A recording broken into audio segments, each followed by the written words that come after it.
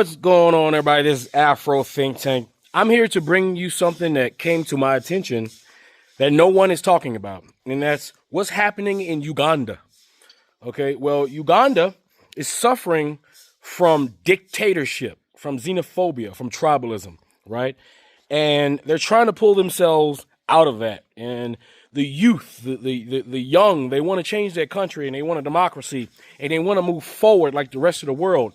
But old politicians, just like, we heard this story before, right? Old politicians backed by Western powers, backed by white supremacists, are holding on to power, and they're doing everything they can to do it, including murdering their own people.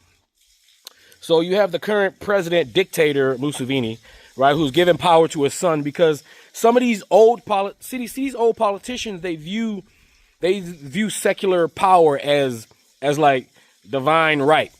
Like they're kings. They turn themselves into secular kings, and they believe that leadership is something they can pass down to their children, like if they're kings or something like that, right? And the thing is, there's not too many social media people with enough gravity talking about what's happening in Uganda, right? And since it ran across my timeline, I figured, just like I talk about Sudan, just like I talk about what's happening in northern Nigeria, just like I talk about what's happening in Africa, I got to talk about Uganda. Right, and how the people are suffering there because these old people, there's always some old people that feel like they're entitled to something, right? And there's always a white CEO, there's always a white government willing to back those Africans that's going to hold the rest of Africa down. So everybody, you need to keep Ugandans in your prayers, all right? Because they're truly and honestly trying to move into the 21st century. They're trying.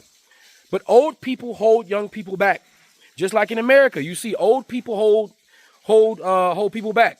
And just like a dictator, and dictators like to dictate with each other, Museveni, the president of Uganda, also partnered up with Donald Trump, the dictator of the United States of America, to accept other refugees, further creating more chaos and poverty within the country because they're not even trying and willing to take care of their own people that's not a part of their particular tribe. Right? Yet they're bringing in all these other refugees because they're getting paid off by white Western governments to take on all these people. Museveni's he's filling his pockets. Donald Trump is filling his pockets. So Donald Trump and Museveni are of the same vein, right? Of the same like-minded. It's just that Museveni is a xenophobic, hateful dictator for his own particular tribe, and Donald Trump is a racist neo-Nazi for himself because he don't even care about white people, right? So anyway, without further ado, I'm going to put some information here. Everybody pray for the people of Uganda, right? Be careful if you're going to Uganda, right? If you're in Uganda, don't talk about Uganda, right? Because, Museveni he'll do something to you. You understand? That's what they do there. That's the answer. That's always the answer for dictators is deleting people. You see what Donald Trump is doing? Deleting people. His own people, because his people don't agree with what he's doing to other people. It's the same story, different location. But anyway, without further ado, let's check out what's happening in Uganda. Uganda's defense chief, General Muhoozi Kainerugaba, has sparked widespread outrage after a series of posts on X that claimed that Ugandan forces had killed 22 members of the opposition National Unity Platform. Muhoozi, who is the son of President Yoweri Museveni, also threatened to treat NUP supporters and Bobi Wine in particular as outlaws. He gave Bobi Wine 48 hours to surrender to police or be dealt with as a rebel, language that critics say amounts to a threat against a leading political opponent. Bobi Wine has rejected the official results of the January 15 election and described the threats against him and his supporters as signs of fear and panic within the government. He also accused Museveni's camp of orchestrating violence and repression against critics. The election, which returned Museveni to power with about 71.6% of the vote, has been widely criticized by rights groups and international observers as non-transparent and repressive, marked by internet blackouts, alleged intimidation, and legal action against opposition members. A military helicopter hovers over a capital city that now feels like a war zone, plunged into an internet blackout. The Ugandan army are fully deployed in Kampala to silence any dissent on the ground. All this as election votes are tallied and disputed, with President Museveni's gains protected by force through the military led by his own son. People keep getting picked up by the military and the police as they move out and riot against what they're saying is already a stolen election. We've had tear gas, we've heard live rounds, stun grenades. It's all happening in the heart of the capital city. The yells of defiance come with a quick clear out, but their message is simple. Right now, people have voted Bobi Wine. He has been cheated of his vote. How do you know that? I'm a Ugandan. We went to the polling stations. The materials arrived late. Support for opposition leader Bobi Wine is a dangerous sentiment, with men being beaten and taken away. And even our filming is no longer welcome.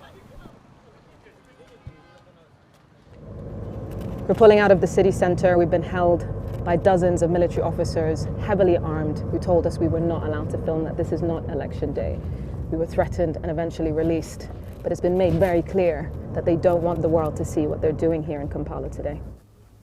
The chaos around town is only ramping up as news spreads of votes being wrongly declared. I have the right to speak. And tally centers turn into battlegrounds.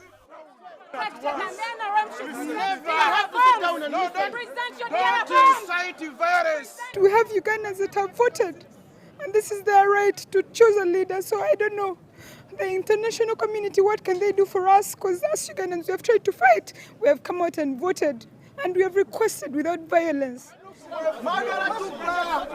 This is protesting vote. The security forces close in, It's a protesting vote. and they're not here for show. They take him away.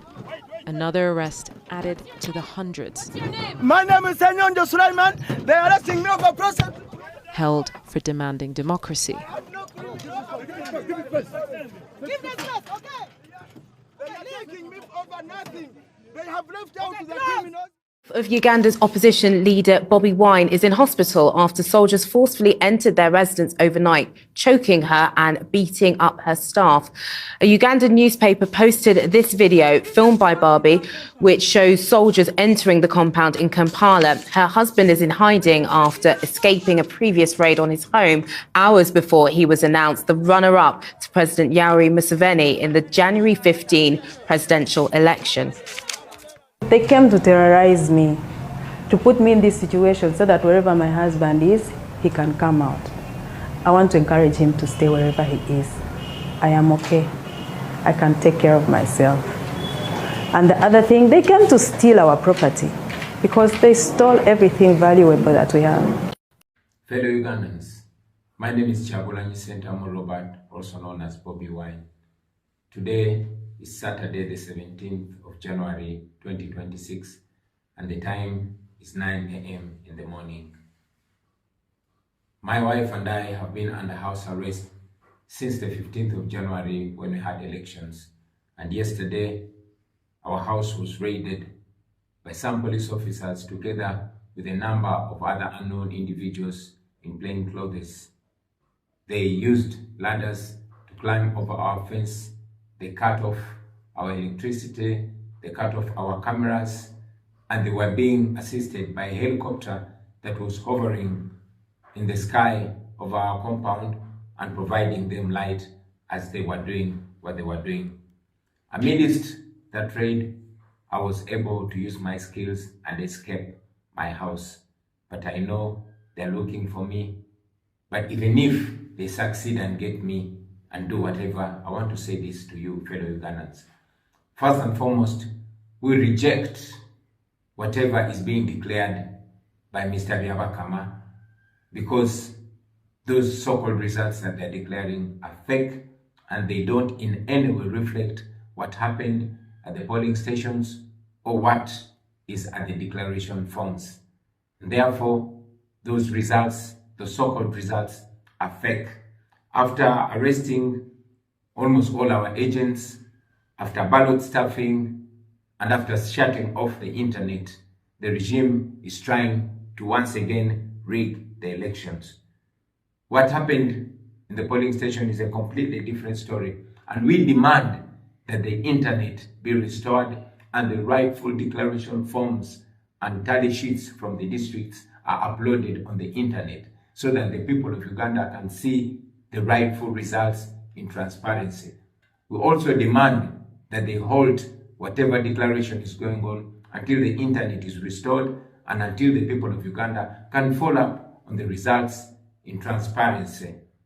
We are glad that there are protests, and we encourage the people of Uganda to resist any rigging and resist any effort of subduing their voice. We also want to call upon the media, which has deliberately ignored what is happening in the country. There are widespread protests across the country, and these widespread arrests and people are being killed. For example, in Butambala, at the house of Honorable Mwanga Chivumbi, 10 people were shot and killed in one house by the police. In Waise, 4 people have been shot dead. In Mukono, 4 people were shot dead. In Machinge, we have information that 3 people were shot dead. And in Kayonga and Luwero, we are yet to get the statistics of the people that have been killed and what exactly is happening. We want to firmly call upon the people of Uganda to reject these fake results that are being read at Ruboa by Mr. Byabakama and his Electoral Commission. And we want to call upon the people of Uganda to non-violently protest and reject any effort to subvert their voice and demand that the rightful results are announced. I thank you for God and my country. They are killing Ugandans, and the world is quiet. Museveni is accused of rigging elections again. Security forces are raiding homes. People are being arrested, beaten, and killed. General Mahuzi, that is Museveni's son, is now openly threatening Bobi Wine's life. Let us sink in. A sitting general threatening an opposition leader in Africa in 2026. Ugandans are bleeding. They are crying for help. But where are the African leaders? Where is the African Union? Why is everyone silent when Africans are oppressing Africans?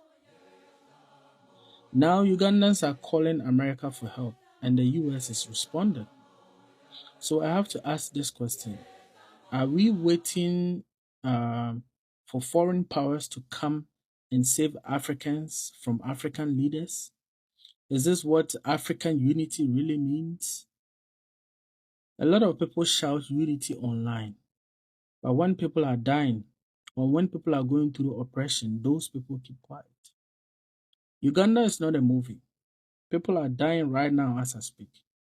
If you believe African lives matter, raise your voice. Silence is also a choice. Ugandan citizens, gather here. Let's talk. What is going on in Uganda? The country is completely destabilized. Civil unrest, riot, destruction of lives and properties taking place in the last couple of days because of the national election. The current president, called Museveni, had been crowned the winner of the election. Obviously, the man came into power in 1986 and had ruled for over 40 years. He is 81 years old, refused to step aside. Regardless, the contestant, the opposition guy called Bobi Wine, was said to have only got 25% of the vote. Reports are claiming Museveni won 72% of the vote and thereby crowned the winner of the election. I don't know how that played out, but Bobi Wine is accusing Museveni of rigging the election. Apparently, ballot boxes were being tampered with and also vandalized during the count of the election.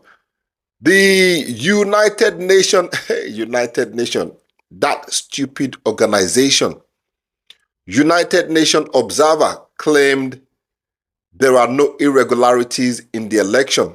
no vandalism, and they believe the election went smoothly.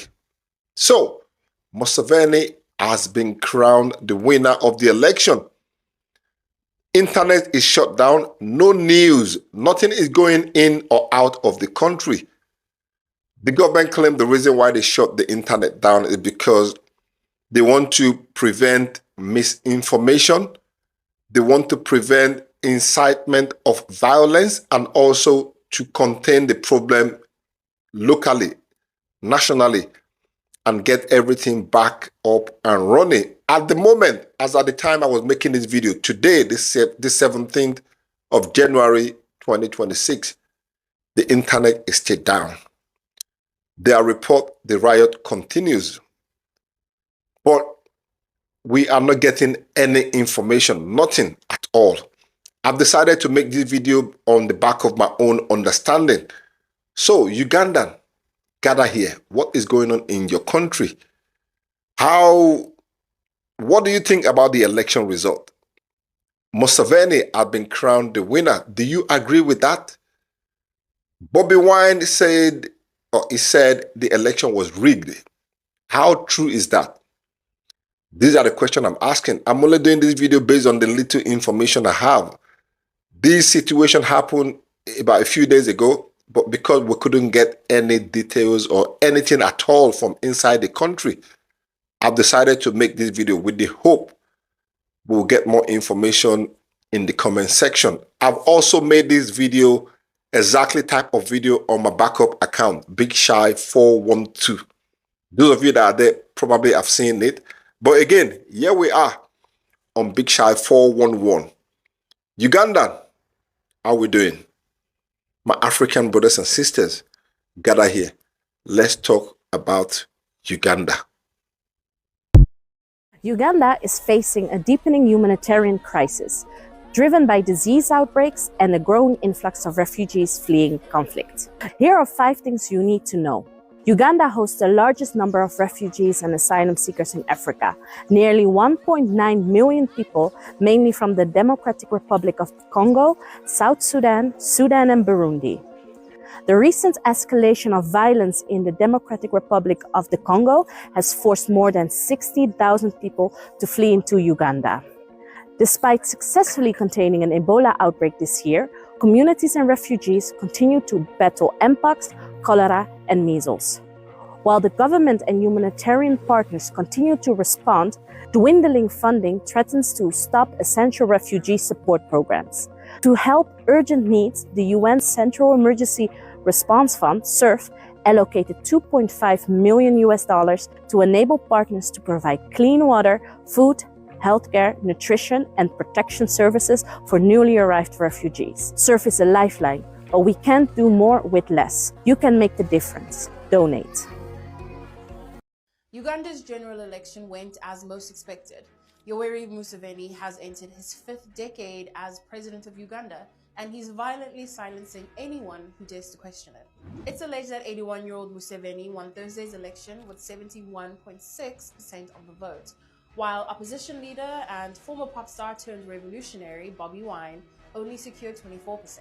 On election day, Wine and his opposition party made claims of massive ballot stuffing and that polling agents within his NUP party were abducted and chased away from their stations. Some Ugandan voters were delayed for hours because of malfunctioning biometric machines. Even more, to show how free and fair the election would be, the government enforced a nationwide internet shutdown just days before Ugandans headed to the polls, and it's only been partially restored. The African Union's team of election observers did criticize Museveni's government for the internet shutdown and the use of military force, but that's it really.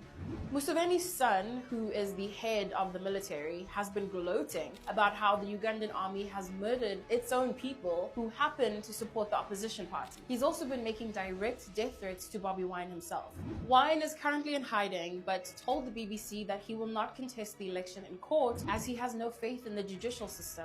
If you are a Ugandan who voted for Museveni, what value do you believe he brings? And if you didn't, When will enough be enough? Keep following OK Africa as this story develops. Ahead of the 2026 general election in Uganda on the 15th of January, the vote this year carries a very specific weight. Because for Uganda's youth, it's not just a political event, it's a test of their voice, access and visibility. Uganda is a young nation with more than 3/4 of its population below the age of 30. That means this election will shape the lives of people who are still trying to find jobs, finish school, start businesses, and claim space in a system that has largely excluded them. For many young Ugandans, politics happens online before it actually happens at the ballot box. This time round, social media has played a very critical role in the organization and engagement of young people in the political system, a tool that youth voices have used to bypass traditional state-controlled media. But as election day approaches, there's growing anxiety around alleged internet shutdowns, limiting platforms like X, WhatsApp, Facebook, and TikTok. Tools that young people rely on not just for activism, but for livelihoods and connection. Uganda is not new to this. They have done this before. In past elections, social media shutdowns and internet disruptions cut off communication at critical moments. So this election is not only about who wins, but it's about whether young people are allowed to participate fully at all. Despite these limitations, youth engagement in politics remains high. Why? Because the stakes are personal. This election touches on unemployment that continues to rise, shrinking civic space, and the question of whether leadership can still change through the ballot. For Uganda's youth, the 15th of January represents a crossroads. Will the state treat young people as stakeholders in democracy, or as voices to be managed, monitored, and eventually muted? The machines failed. The internet went dark, and even the president was rejected by his own system. In Uganda, 21 million voters are holding their breath as the 48-hour countdown to the results begin. It was meant to be a high-tech election, but for many of Uganda's 21 million registered voters, Thursday, January 15th, was a day of long delays and total frustration. Under a nationwide internet blackout, technical glitches crippled polling stations across the country, forcing a shift in how a nation chooses its future. Even President Yoweri Museveni was caught in the malfunction, in a rare moment of vulnerability caught by journalists. Museveni revealed that the machine rejected his thumbprint both left and right. The 81-year-old was only allowed to cast his ballot after the system eventually accepted a facial scan. Museveni, seeking a 7th term and a 45-year legacy, faces a field of 8 candidates, but the real fight remains a rematch with the 43-year-old Bobi Wine. While Museveni presents himself as the Pan-Africanist stabilizer who ended post-independence chaos, Wine has centered his campaign on a singular promise to dismantle 40 years of corruption and empower a restless youth. Why does this vote matter so much? Because 2026 is the year Uganda is expected to start commercial oil production. The winner doesn't just get the presidency, they get the keys to a new economic era. Museveni supporters say only he can manage this wealth. Bobi Wine says the people can no longer wait for the trickle down. Bobi Wine has already alleged widespread irregularities, claims that the electoral body has dismissed. As the 48-hour window for official results closes, the question remains, will the 58% majority Museveni held in the 2021 hold, or will the ghetto president force a historic runoff? When the machine fails, who controls the count? Reporting with clarity on the issues that impact our continent. This is Media Room Africa.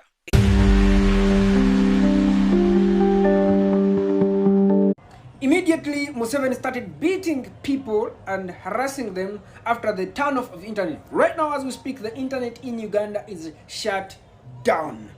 Just because of a man who is scared to lose power, that is why Ugandans cannot communicate. The communication has been cut, has been shut down. Not only internet, even straight calls, there is no communication in Uganda. It has been shut down just because one man called Museveni is scared to lose power. But nevertheless, Ugandans that are still free, they are ready to go and vote for National Platform and vote for change. Vote for a new leader. That is His Excellency Robert Kyagulanyi Ssentamu, who is standing up for presidency for the second time.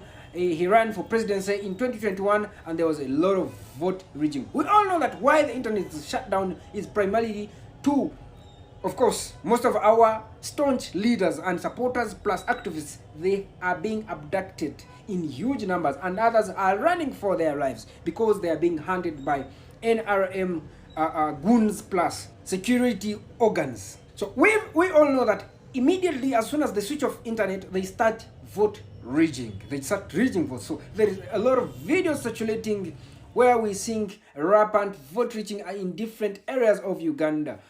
We call upon every other organization, African Union, East African Union, United Nations, and our forefathers, that is the British, because Uganda was colonized. Actually, Uganda was a British protectorate. We call upon the British, please stop supporting the government of Museveni because it is not serving anything to citizens other than abductions, killings, and no services are available. To an extent that today, where the internet is supposed to be there so that people can watch what is going on and follow the voting as it is happening, they decided to switch off the internet. So there is nothing transparent that we don't expect anything transparent that is going to come out of that. In other words, I'll keep you updated, guys. What is your next course of action if, in fact, we do see an alleged rigging of the election? What is your plan next? First and foremost, it is interesting to see that everybody in Uganda and outside Uganda sees impending rigging. But what we have called upon the people of Uganda is to take charge of their country, not to leave it to just politicians, not even to myself. We went into this election amidst all the violence and brutality because we wanted to reach out to the people of Uganda and awaken them. We know that when the people of Uganda rise to the occasion and demand for what is rightly theirs, they will get it. This has happened in Madagascar, it has happened in Sudan, it has happened in Egypt, it is happening in Iran, and it definitely can happen in Uganda. Fellow Ugandans, in one day we are yet to face a choice. 40 more years of the same or a new beginning. We know the truth. We have seen it in the changed constitution, the compromised courts, the silenced voices, and we feel it in the empty hospitals, the unpaid teachers and doctors, and the corruption that steals our future while perpetrators walk free. They are already trying to steal this election, but they have one weakness. They cannot rig the will of the entire nation. Our power is in our numbers, and our answer is our presence. So don't be silent and don't go home after casting your vote. Overwhelm their strikes with our turnouts. On that day, stand in line, cast your vote, guard it peacefully. Let every single one of us be a wall they cannot break. This is not just a vote, it is our collective stand. It is how we say enough is enough. So turn up, vote, let us take back our country together, for God and my country. Dictatorship has killed the future of Africa. Once a president comes into power, many of them do not want to leave office in decades. And this destroys the future of the continent. It is always the same president with the same style of leadership. This prevents new ideas from emerging. In many African countries, presidents refuse to step down. They want to stay in power until they die, or pass leadership to one of their children, relative, or close friends. This is what is holding Africa back. Dictatorship is unfair to the citizen because people feel like their voices do not matter. Even when citizens want president out of office, they cannot do anything about it. In many cases, elections are manipulated. Votes are cheated. Everything is controlled by those internally in power. It is extremely important for people to pay attention to what is happening. Uganda, a Election is going to be held back. January 15, 2026. President, one more.